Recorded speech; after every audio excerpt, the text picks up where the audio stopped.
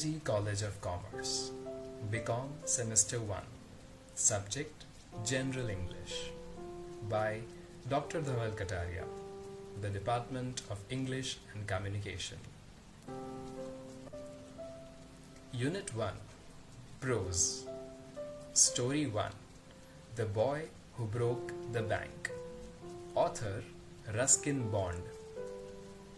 Major characters in this story: Nathu, Sitaram, Mrs. Srivastava, Mrs. Bhushan, her husband Mr. Bhushan, Kamal Kishore, Deepchand the barber, Seth Govindram, the owner of the bank, and Ganpat the beggar. This story is of People Nagar. There was a bank there called the People Nagar Bank. It was owned by Seth Govindram. Nathu grumbled to himself as he swept the steps of the People Nagar Bank. He used the small broom hurriedly and carelessly, and the dust, after rising in a cloud above his head, settled down again on the steps. As Nathu was banging his pan against, Sitaram, the washerman's son, passed by on his delivery round. He had a bundle of freshly pressed clothes balanced on his head. "Don't raise such dust," he called out to Nathu. "Are you annoyed because they are still refusing you to pay an extra 2 rupees a month?" "I don't wish to talk about it," complained the sweeper boy. "I have not even received my regular pay, and this is the 20th of the month. Who would think a bank would hold up a poor man's salary?"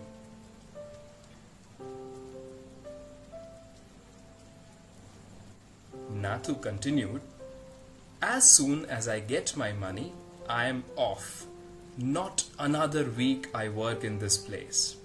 And Nathu banged the pan against the dustbin several times, just to emphasize his point and giving himself confidence. "Well, I wish you luck," said Sitaram. "I will keep a lookout for any jobs that might suit you." And he went along the road, the big bundle of clothes hiding most of his head and shoulders. At the fourth home he visited, Sitaram heard the lady of the house mention that she was in need of a sweeper. Tying his bundle together, he said, "I know of a sweeper boy who is looking for work. He can start from next month. He is with the bank just now, but they are not giving him his pay, and he wants to leave."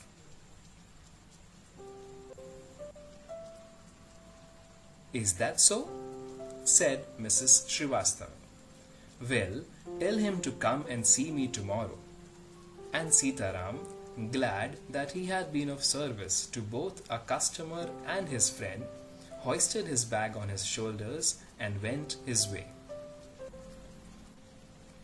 Mrs. Srivastava had to do some shopping.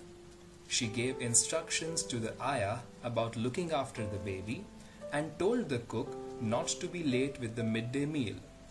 Then she set out for the People Nagar marketplace to make her customary tour of the clothes shops. A large shady tamarind tree grew at one end of the bazaar, and it was here that she found her friend Mrs. Bhushan, sheltering from the heat. Mrs. Bhushan was fanning herself with a large handkerchief. She complained of the summer, which she affirmed was definitely the hottest in the history of People Nagar. She then showed her a sample of the cloth she was going to buy, and for 5 minutes they discussed its shade, texture, and design. Having exhausted this topic, Mrs. Srivastava said, "Do you know, my dear, that Seth Govindram's bank cannot even pay its employees? Only this morning I heard a complaint from their sweeper who has not received his wages for over a month." "Shocking," remarked Mrs. Bhushan. "If they cannot pay the sweeper, They must be in a bad way. None of the others could be getting paid either. She left Mrs. Srivastava at the tamarind tree and went in search of her husband, who was sitting in front of Kamal Kishore's photographic shop, talking with the owner. "So there you are," cried Mrs. Bhushan. "I have been looking for you for almost an hour. Where did you disappear?" "Nowhere," replied Mr. Bhushan. "Had you remained stationary in one shop, I might have found you. But you go from one shop to another like a bee in a flower garden." "Don't start grumbling. The heat is trying enough. I don't know what is happening to People Nagar. Even the bank is about to go bankrupt." "What's that?" said Kamal Kishore, sitting up suddenly. "Which bank?" "Why, the People Nagar Bank, of course. I hear they have stopped paying employees. Don't tell me you have an account there, Mr. Kishore." "No, but my neighbor has," he exclaimed, and he called out over the low partition to the keeper of the barber shop next door. "Deepchand, have you heard the latest? The People Nagar Bank is about to collapse. You would better get your money out as soon as you can." Deepchand, who was cutting the hair of an elderly gentleman, was so startled that his hand shook and he nicked his customer's right ear. The customer yelped with pain and distress. Pain because of the cut, and distress because of the awful news he had just heard. With one side of his neck still unshaven, he sped across the road to the general merchant's store where there was a telephone. He dialed Seth Govindram's number. The Seth was not at home. Where was he then? The Seth was holidaying in Kashmir. Oh, was that so? The elderly gentleman did not believe. He hurried back to the barber's shop and told Deepchand, "The bird has flown. Seth Govindram has left the town. Definitely it means a collapse." And then he dashed out of the shop, making a beeline for his office and checkbook. The news spread through the bazaar with the rapidity of forest fire. From the general merchants, it travelled to the shop, circulated amongst the customers, and then spread with them in various directions to the beetle seller, the tailor, the free vendor, the jeweler, the beggar sitting on the pavement. Old Ganpat, the beggar, had a crooked leg. He had been squatting on the pavement for years, calling for alms. In the evening, someone would come with a barrow and take him away. He had never been known to walk. But now, on learning that the bank was about to collapse, Ganpat astonished everyone, leaping to his feet and actually running at top speed in the direction of the bank. It soon became known that he had 1,000 rupees in savings. Men stood in groups at street corners discussing the situation. People Nagar seldom had a crisis, seldom or never had floods, earthquakes or drought. And the imminent crash of People Nagar Bank set everyone talking and speculating in and rushing about in a frenzy. Some boasted of their far-sightedness, congratulating themselves on having already taken out their money, or on never having put any in.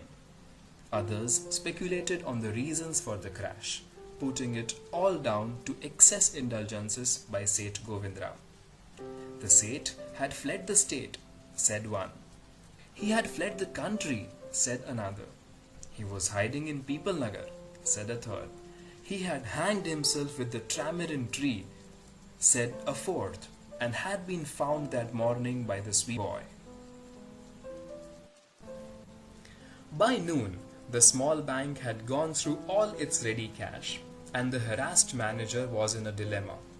Emergency funds could only be obtained from another bank some 30 miles distant, and he was not sure he could persuade the crowd to wait until then. And there was no way of contacting Seth Govindram on his houseboat in Kashmir. People were turned back from the counters and told to return the following day. They did not like the sound of that. And so they gathered outside on the steps of the bank, shouting, "Give us our money, or we will break in." And, "Fetch the Seth, we know he is hiding in a safe deposit locker." Mischief makers, who did not even have a single paisa in the bank, joined the crowd and aggravated their mood. The manager stood at the door and tried to pacify them. He declared that the bank had plenty of money, but no immediate means of collecting it. He urged them to go home and come back the next day. "We want it now," chanted someone from the crowd. "Now, now, now!" And a brick hurtled through the air and crashed through the plate glass window of the People Nagar Bank. Nathu arrived next morning to sweep the steps of the bank. He saw the refuse and the broken glass and the stones cluttering the steps. Raising his hands in a gesture of horror and disgust, he cried, "Hooligans, sons of donkeys! As though it isn't bad enough to be paid late, it seems my work has also to be increased." He smote the steps with his broom, scattering the refuse. "Good morning, Nathu," said the washerman's boy, getting down from his bicycle. "Are you ready to take up a new job from the 1st of next month? You'll have to, I suppose, now that the bank is going out of business." "How's that?" said Nathu. "Haven't you heard? Well, you'd better wait here until half the population of People Nagar arrives to claim their money." And he waved cheerfully. He did not have a bank account and sped away on his cycle. Nathu went back to sweeping the steps, muttering to himself. When he had finished his work, he sat down on the highest step to await the arrival of the manager. He was determined to get his pay. Who would have thought that the bank would collapse? He said to himself and looked thoughtfully into the distance. I wonder how it could have happened. That was the story. Morals of the story. Miscommunication can be dangerous. Do not believe in rumors and do not spread rumors. Thank you. Images taken from Google. Story by Ruskin Bond. Book Pinnacle, a textbook for college students. Publisher Macmillan Education. And narration by Dr. Dhaval Kataria.